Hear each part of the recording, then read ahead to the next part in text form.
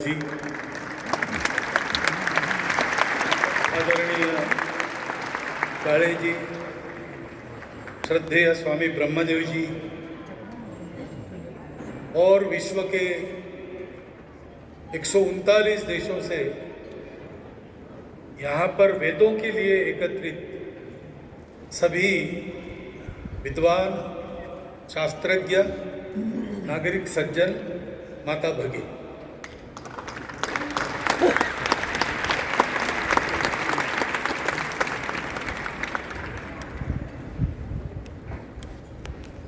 पूरे आप लोग एक बड़ा प्रयास कर रहे हैं। विश्व की जागृति का प्रयास है। वास्तविक ज्ञान में जागृत करने का आपका प्रयास है। और इसलिए जब मुझे ये कहा गया कि यहाँ पर वेद और विज्ञान और विश्व में शांति लाने में उसकी भूमिका, उसका एप्लीकेशन, इस विषय पर बात करो, तो मैं तो वेदों में विद्वान नहीं हूं, वो तो सामने बैठे हैं, परंतु आप इतना बड़ा प्रयास कर रहे हो तो आपके प्रयास में छोटा सा हाथ लगाने के लिए यहाँ पर वेदों के बारे में कुछ बोलना, इसको ना करने का मेरा मन नहीं हुआ। इसलिए आपके सामने उसी विषय को लेकर मैं उपस्थित हूँ।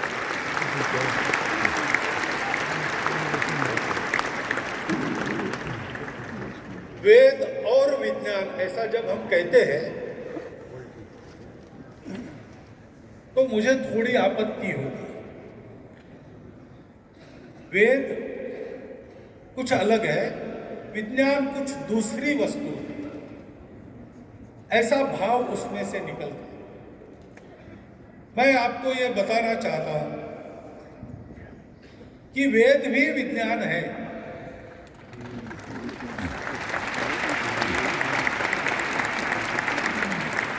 अंग्रेजी में कहते हैं साइंटिफिक टेम्परामेंट। भारत की सारी परंपरा में, आध्यात्मिक परंपरा में, साइंटिफिक टेम्परामेंट से ही सारा काम होता है। विश्वास नहीं रखना है, अनुभव करना है, तब मानना है। वेद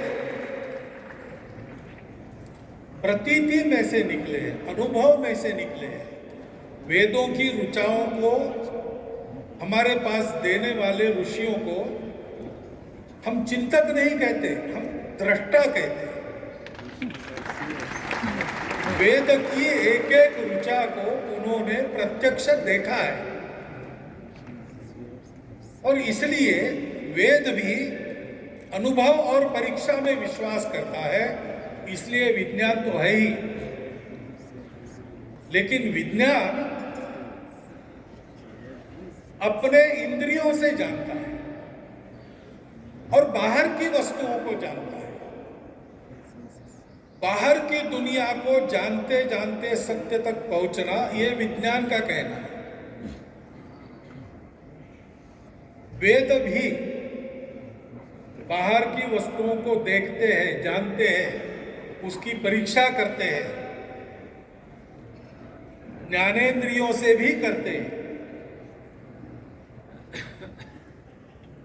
भगवान कृष्ण ने गीता में कहा है, त्रैगुण्य विषया वेदा। तो से प्रकृति बनी है, दुनिया बनी है, क्रिएशन, सत्व रज तम, तीन का मिक्सचर है।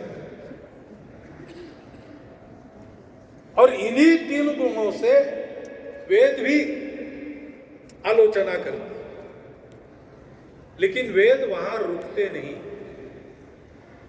वेद उसके भी आगे जाते हैं। तीन गुणों से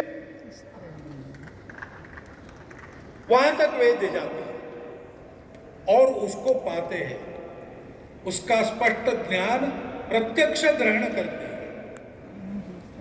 और इसलिए वेद भौतिक जीवन में भी काम के है और भौतिक जीवन के परे जो आध्यात्मिक जीवन है उसमें भी वेदों का काम है।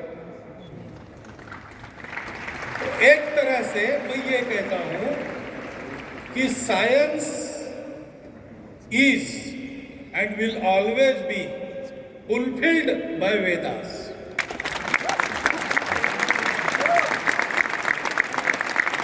बिना उसके विज्ञान अधूरा है, साइंस इनकम्प्लीट है, क्योंकि वो रुक गया।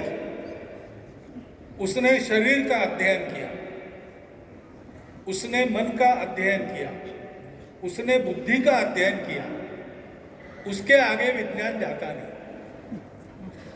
उसने व्यक्ति को समझा, उसने समाज को, सामूहिकता को समझा, उसने सृष्टि को, भौतिक सृष्टि को समझा, लेकिन उसके आगे वो जाता नहीं। वो कामनाओं को समझता है, मनुष्य की डिजायर को समझता है, एड्स को समझता है, उसके लिए आवश्यक मीन्स को समझता है, अर्थ को समझता है, और यह भी समझता है कि कभी ना कभी we will get fed up of this ends and means.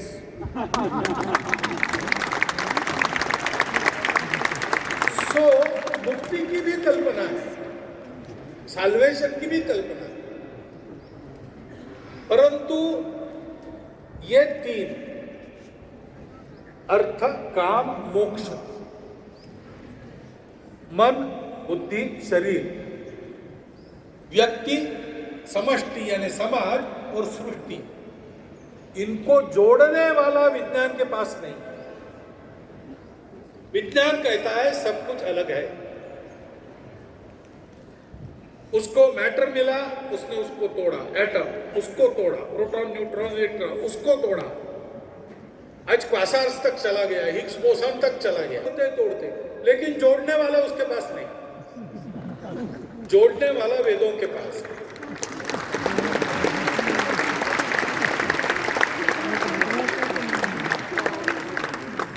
इसलिए वेद मूल तक गए। ऐसे एक कथा है, सब कुछ सुख, भौतिक सुख मिल गया, देव और राक्षस, असुर, दोनों के पास भरपूर था, लेकिन समाधान नहीं था, संतोष नहीं था। तो अपने गुरु के पास गए, देव गए बृहस्पति के पास, राक्षस गए शुक्राचार्य के पास, पूछा समाधान क्यों नहीं है। दोनों के गुरुओं ने बताया, ब्रह्मा जी के पास जाओ, उनके पास वेद विद्या है, आत्मविद्या है, जो आत्मा को जानती है। आत्मा को जानने के बाद कुछ भी जानना शेष नहीं है। आत्मा को पाने के बाद कुछ और पाने की इच्छा ही नहीं रहती, तृप्ति हो जाती है, उसको पाओ। दोनों गए ब्रह्मा जी के पास। दोनों ने ब्रह्मा जी को कहा कि हमको आत्मा को देखना है, आपके पास विद्या है, हमको दीजिए, हम आपके शिष्य हो जाएंगे। ब्रह्मा जी ने कहा ठीक है, आपको आत्मा को देखते हैं। आप किसी भी वस्तु को देखते हैं, कैसे देखते हैं?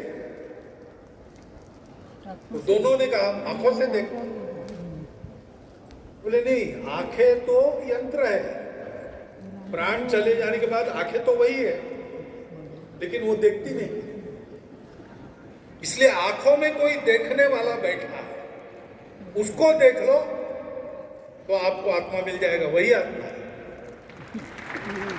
तो ये खड़े हो गए, दोनों एक दूसरे की आंखों में देखने लगे।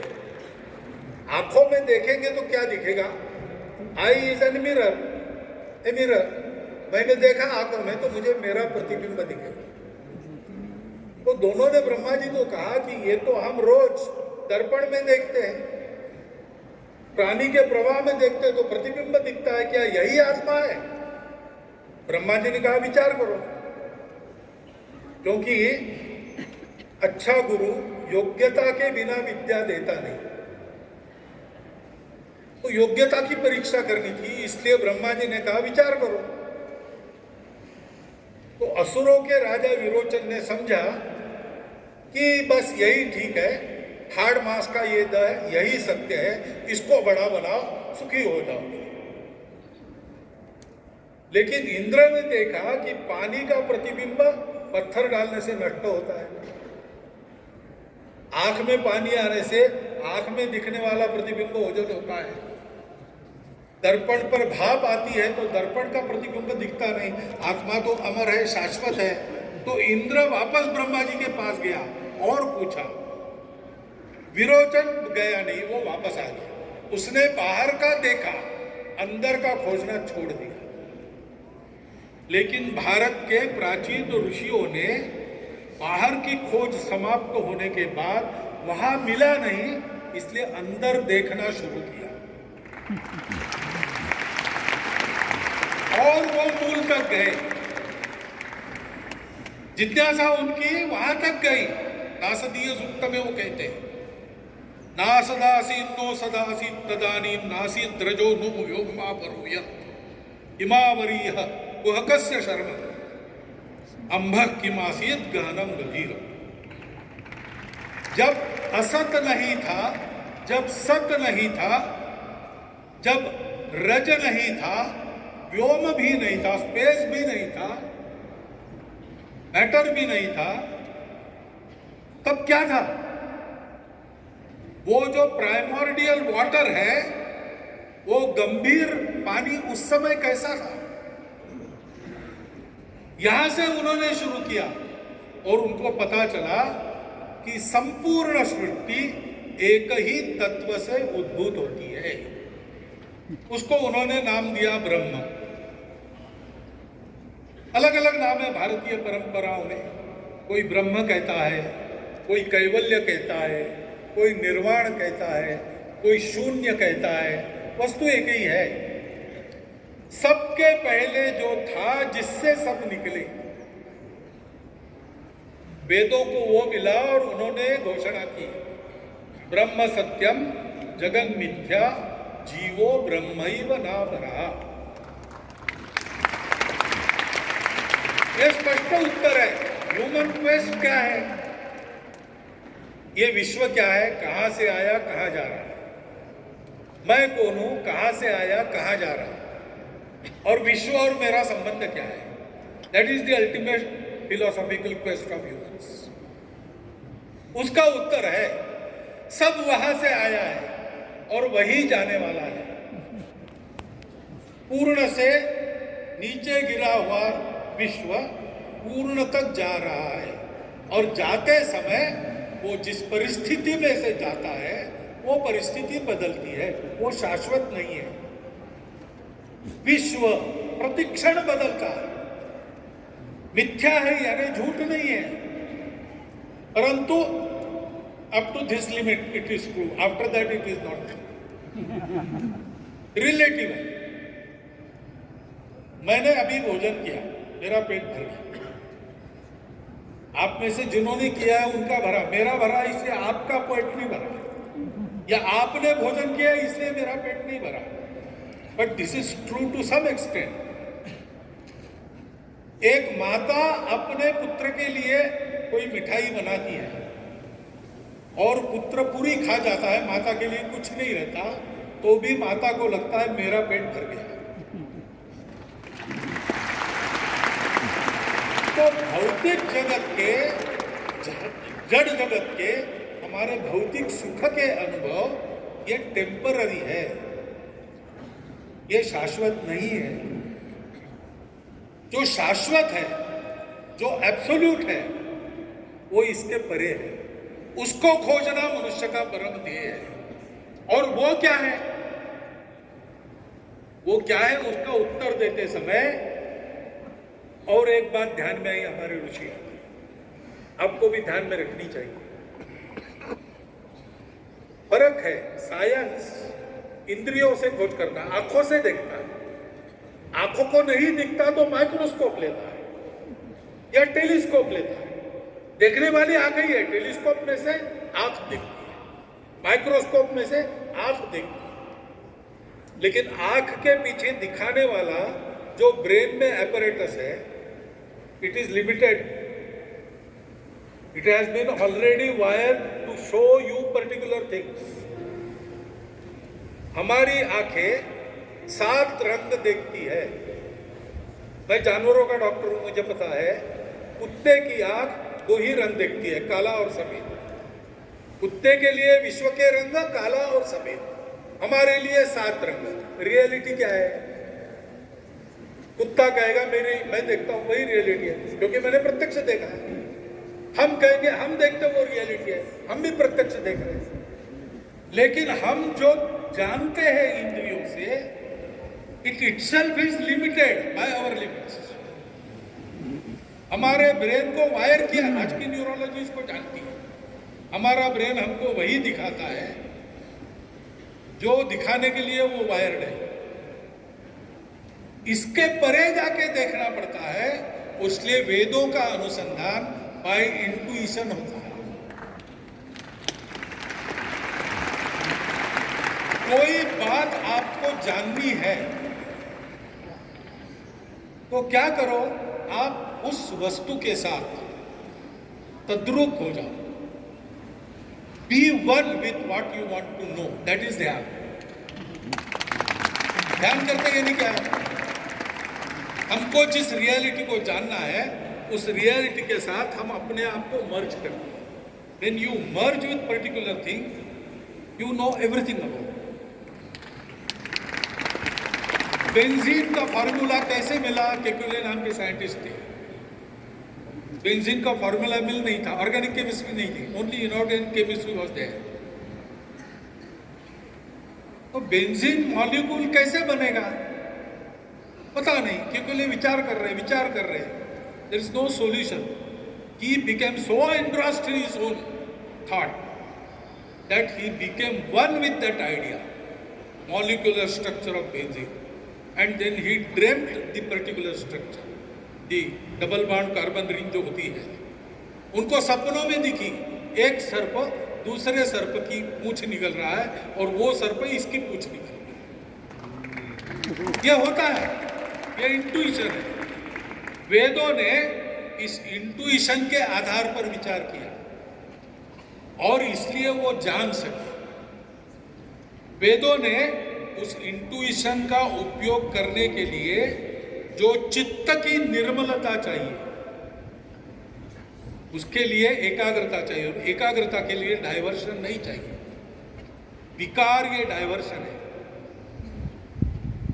यहाँ की परंपरा में कहते काम, क्रोध, लोभ, मोह, मद, मत्सर, अथवा यूरोप की परंपरा में sense, greed, envy, etcetera etcetera. ये डाइवर्शन है, वो हमारा कंसंट्रेशन दूसरी जगह ले जाता है। इससे मुक्त होकर, इसमें रहकर इससे मुक्त होना और उसको जानना, ये तपस्या ऋषियों ने की। तो उन्होंने जाना कि वो क्या है। ये लोग देखेंगे तो अपने अपने बुद्धि से देखेंगे, इसलिए उनको वो एक है लेकिन दिखेगा अलग। पानी का ग्लास कहीं भर के रखा है, वाटर बॉटल कहीं भर के रखी है। देखेंगे तो एक आदमी कहेगा ग्लास आधा भरा, दूसरा कहेगा ग्लास आधा खाली है, तीसरा कहेगा पानी कम है, चौथा कहेगा ग्लास बड़ा है।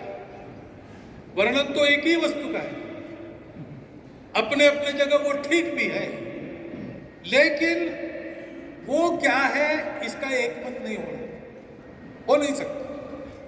रुचिनाम वैचित्र्यात रुजु कुटिल नाना पथ जुटा, रास्ते भी अलग अलग होंगे।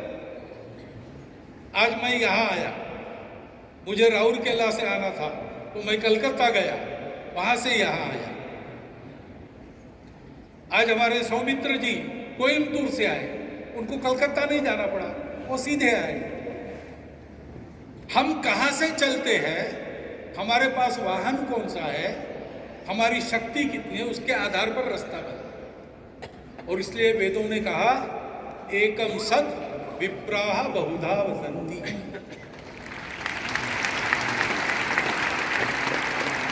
ये थियरी नहीं है, ये उन्होंने प्रत्यक्ष अनुभव किया।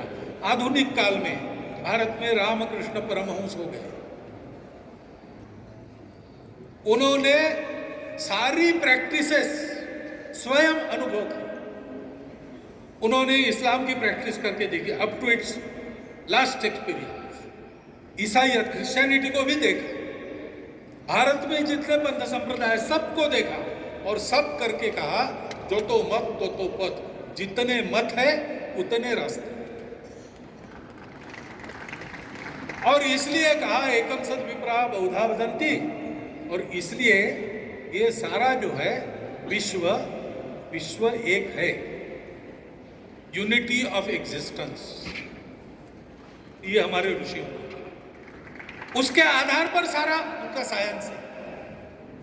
वेदों में भौतिक साइंस भी है, वेदों में गणित शास्त्र है, वेदों में खगोल शास्त्र है, वेदों का ही उपवेद आयुर्वेद है, वेदों का ही उपवेद धनुर्वेद है, अर्करी। वेदों में शिल्प शास्त्र है, वृक्षायुर्वेद है, यानी बॉटनी है, कृषि शास्त्र है, मृग चिकित्सा यानी वेटरनरी साइंस है, नौकानयन शास्त्र है। कितने ही ऐसे शास्त्र वेदों से डिराइव हुए, वेदों से निकले।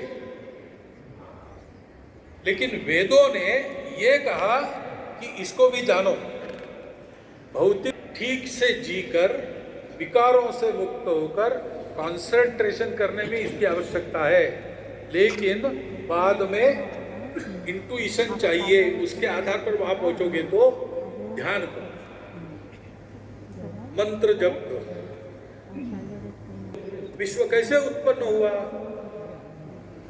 तो पहले कुछ नहीं था, उसमें तेज उत्पन्न हुआ, निष्पन्द ब्रह्म था, तेज उत्पन्न हुआ। उस तेज के कारण मोशन हुई, हलचल हुई, मूवमेंट हुई, उसके कारण काल अस्तित्व में आया, टाइम वॉज बॉर्न।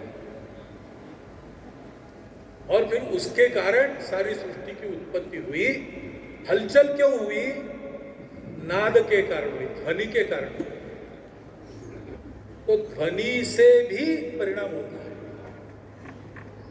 मंत्रों में फ्रीक्वेंसी, अभी हमने वेद पाठ सुने अलग अलग प्रकार के, उसमें उस स्वरों का बड़ा महत्व है। छंदों से सृष्टि बनी है ऐसा कहते हैं, वो छंदस उसका ही रूप स्वर है। सामगायन आपने सुना, सामवेद, भारतीय संगीत का मूल वहां पे है। ये जो सामगायन है या वेदों के छंद है, ये क्या है? ये ऋषियों ने देखे हैं, बाहर भी कहते हैं। पहले केवल वर्ड था, and word was God and God was the word.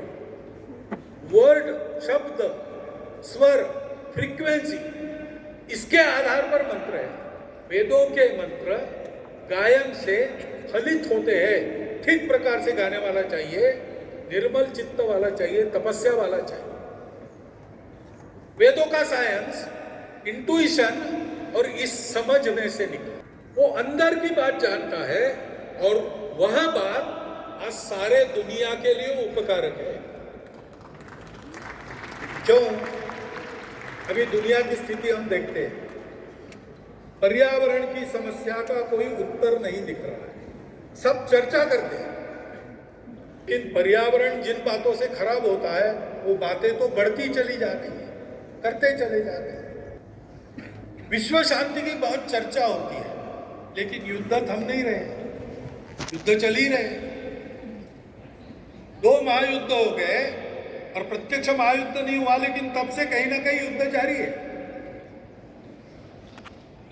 पवित्र करना, मानवता की सेवा करना, इसके लिए रिलीजन्स है, लेकिन रिलीजियस फैनेटिसिज्म के कारण कितनी हिंसा होती है, कितने झगड़े होते हैं। उत्तर क्या है? उत्तर नहीं है। क्यों? जोड़ने वाला नहीं है। इसलिए अहंकार है, मेरा ही सही, बाकी सब गलत। वेदों की पहली बात इस प्रवृत्ति को कम कर, मेरा ही सही, बाकी सब गलत नहीं। एकम सत विप्राह बहुधा वदन्ति। तुम जो बोल रहे हो वह भी वही सत्य है, मैं जो बोल रहा हूं वह भी वही सत्य है। मैं अपने रास्ते से वहीं पहुंचूंगा, तुम अपने रास्ते से जाओ, तुमको जो अच्छा लगता है तुम भी वहीं पहुंचने वाले हैं। रास्ते को लेकर झगड़ा नहीं कर सकते। पहाड़ के शिखर पर एक आदमी चढ़ गया, वहां से नीचे देखने लगा और बहुत सारे लोग चारों ओर से पहाड़ पर चढ़ रहे हैं।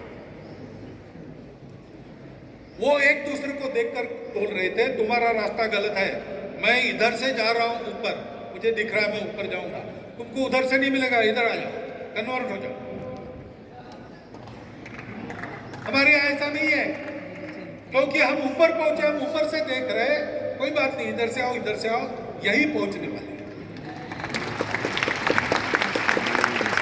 ये वेदों का ज्ञान रिलीजियस ईगोज और फैनेटिसिज्म को पूर्णतः न्यूट्रलाइज कर सकता है। सबको ग्रहण करना चाहिए।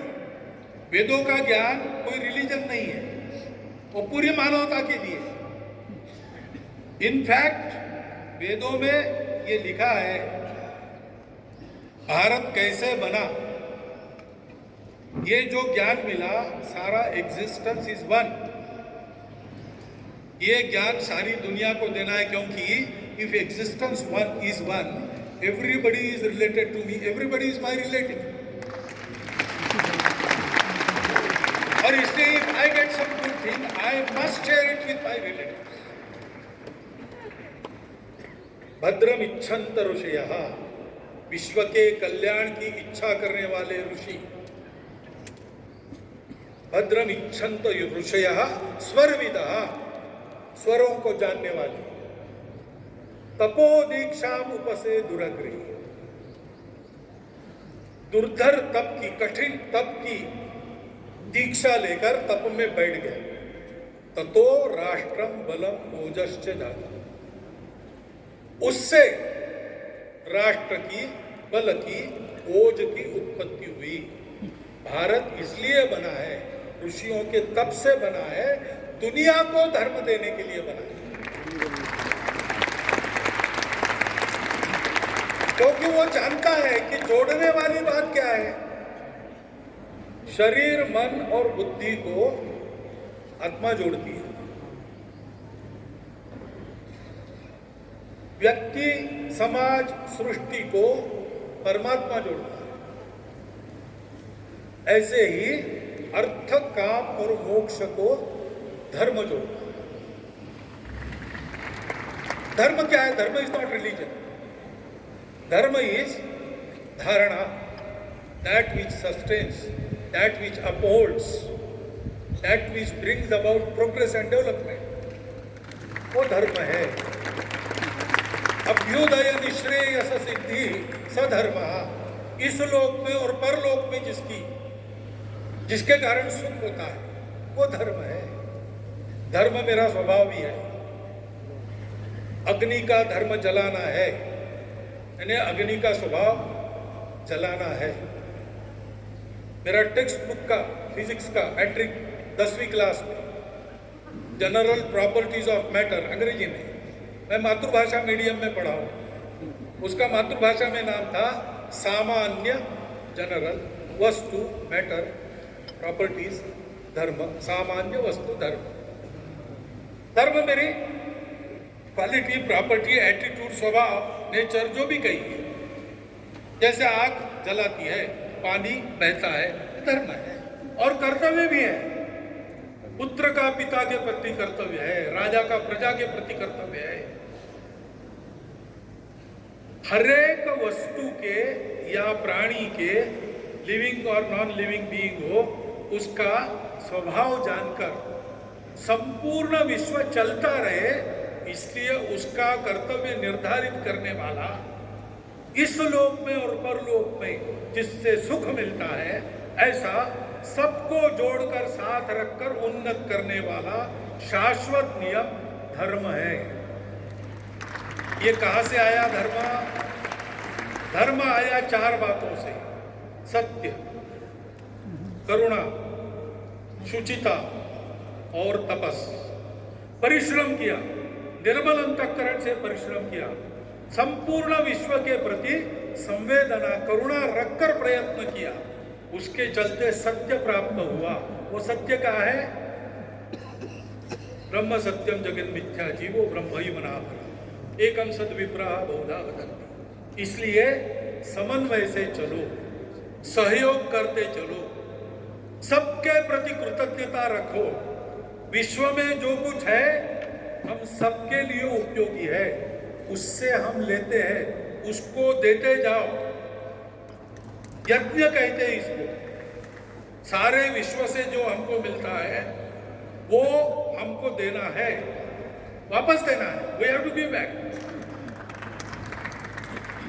देवान भावयतानेन ते देवा भावयन्तु वः परस्परम भावयन्तम श्रेयः परमावश्यकम्। देवता, देवता यानी सृष्टि को चलाने वाले प्रिंसिपल्स जो होते हैं, उनके नाम है इंद्र, वरुण, मरुत आदि आदि आदि, 33 काइंड्स। वो शक्तियां प्रकृति को चलाती है, प्रकृति हमको अन्न देती है, उससे हम पोषित होते हैं। हमको अपने कर्मों से प्रकृति को वापस देना है। हम प्रकृति से लेंगे, वो हमारे पोषण करेंगी, हम प्रकृति का पोषण करेंगे, तो पर्यावरण की समस्या कहाँ आएगी? There is no problem. अगर दिया हुआ हम वापस करते हैं, लेते समय कृतज्ञता भाव से लेते हैं, मांग कर लेते हैं, जैसे माता के पास से लेते हैं वैसे लेते हैं, खींच कर नहीं लेते और वापस करते हैं। यह सत्य मिला है वेदों से, और इसलिए विश्व की आधुनिक सारी समस्याओं का निदान करने का सामर्थ्य वैदिक ज्ञान में है। उस वैदिक ज्ञान को समझना आवश्यक है। आज भारत में स्थिति है कि बहुत लोगों को इसका विस्मरण हो गया। अब भारत में प्रयास चल रहे हैं उसका फिर से जागरण करना। जैसे जैसे वो प्रयास बढ़ रहे हैं, भारत भी तैयार हो, लेकिन भारत इसका मालक नहीं है, भारत इसका ट्रस्टी है। This knowledge is for whole universe including humanity. सबको देना है, सबको देने के लिए हमको चलना है। मतों के अहंकार के कारण जो कलह चलता है वो बंद होना चाहिए। एक दूसरे को अलग दिखने से अलग मानना, डिफरेंट है तो सेपरेट मानना, ये बंद होना चाहिए। स्वार्थ का आचरण नहीं होना चाहिए। बड़ा बन के सबको बड़ा करना, सुखी बन के सबको सुखी बनाना, इसके लिए सेवा परोपकार चलना चाहिए और समन्वय संतुलन से सारे सृष्टि का कारोबार चलना चाहिए।